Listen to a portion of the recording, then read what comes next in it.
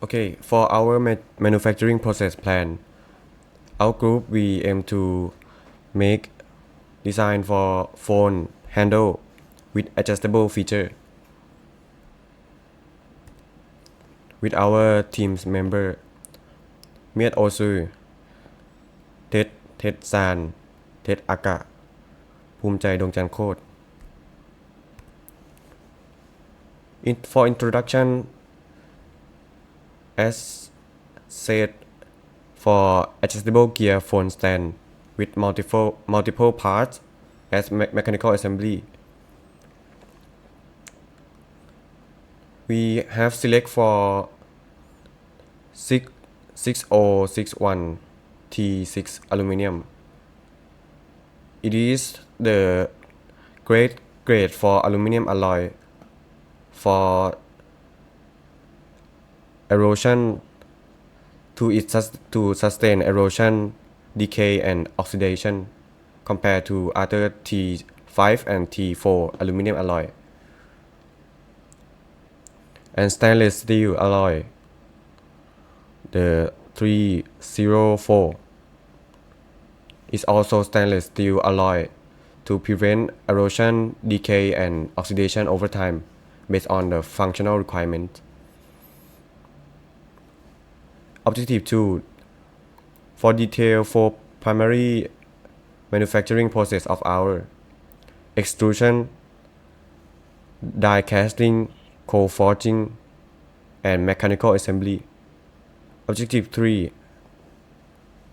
Analyze the complete manufacturing flow from raw material to manufacturing process and then to the final product. Objective 4. Evaluate the cost and sustainable benefits of the chosen plan.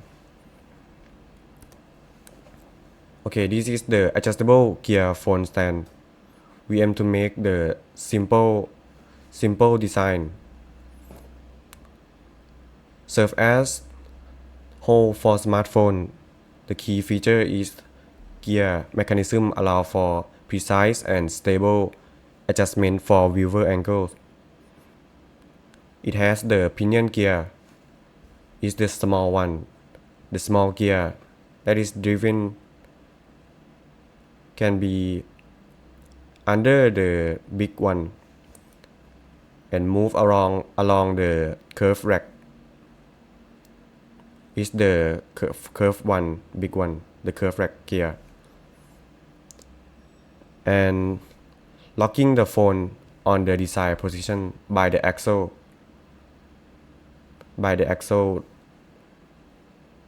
We can lock for our desired position.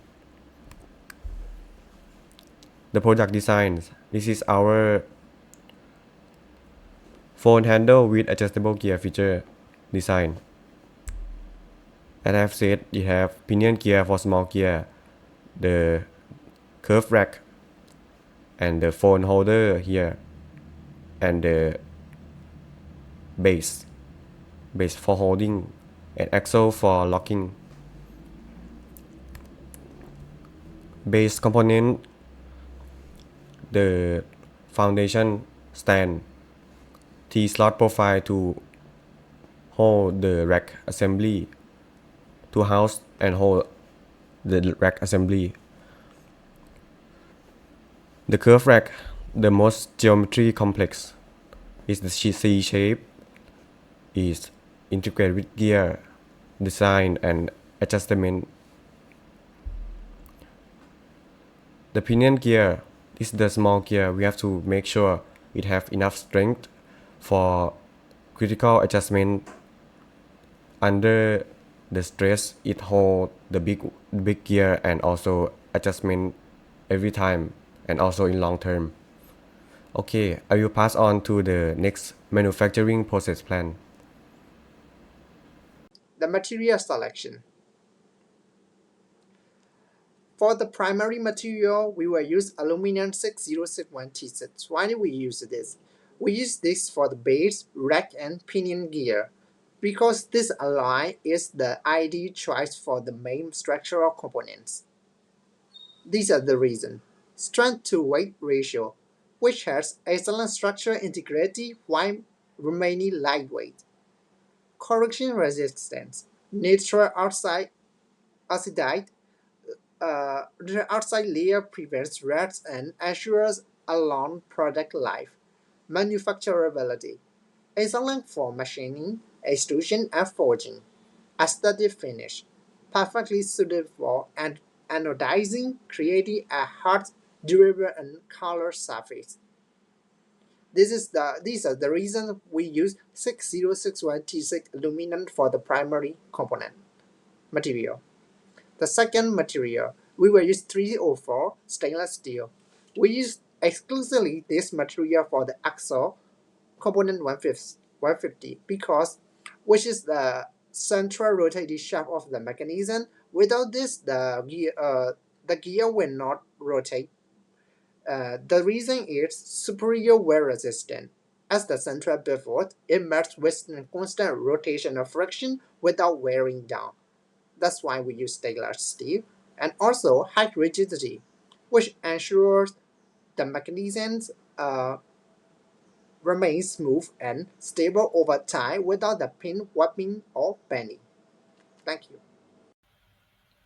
Now I will be talking about the manufacturing processes used to make our adjustable geared phone stand. Each part of the product is made using a different method to achieve the required shape, strength, and accuracy. The first process is extrusion, which is used to make the base of the phone stand. In this process, a billet of 6061T6 aluminum is heated, and then forced through a hardened steel die that has the same cross-sectional shape as the base. This creates a long continuous aluminum bar with the exact profile we need. After that, the bar is cut to the required length and some secondary milling is done to add the front hooks. We choose extrusion because the base has a complex but constant cross-section, and extrusion is the most economical and material efficient method for producing this kind of shape. It allows us to make high quality of parts with good surface finish and dimensional accuracy. The second process is die casting, which is used to manufacture the rack part of the phone stand. In this process, molten 6061T6 aluminum is injected under high pressure into a hardened steel mold, called a die. The metal quickly solidifies inside the mold, and once it cools down, the finished part is ejected. We use die casting because the rack is the most geometrically complex component. It includes the C-shape and gear teeth. Die casting allows us to accurately replicate this detailed geometry in one fast step with high precision and minimum post-processing. This makes it a very efficient method for producing parts that require both strength and fine detail.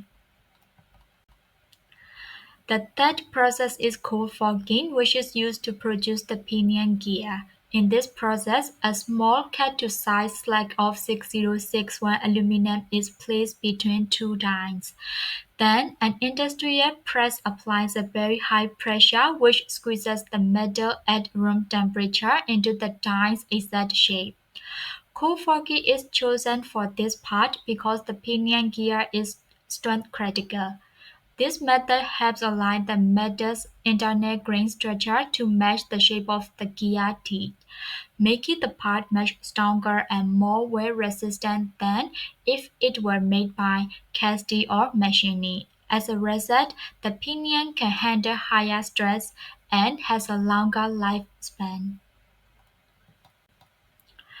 The last process is mechanical assembly, which brings all the parts together to complete the product.